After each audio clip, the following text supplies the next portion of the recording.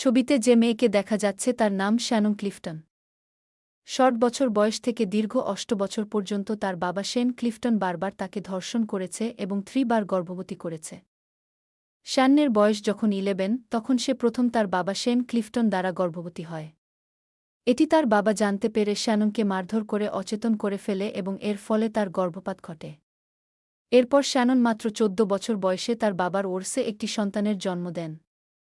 বিবিসিকে শ্যানন বলেন, এটি ছিল দীর্ঘ ৮ বছর ধরে চলা ভয়াবহ নির্যাতনের সময়।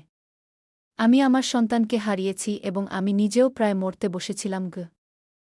যুক্তরাষ্ট্রে প্রায় 2-5% মেয়ে তাদের জন্মদাতা পিতার কাছে ধর্ষণের শিকার হয়। আর আমেরিকাতে গড়ে ৪ মিনিটে একটি করে রেপ কেস হয়।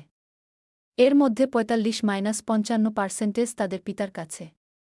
নিজের পিতা, সৎ পিতার কাছে রেপ হয় 15-20% মেয়ে।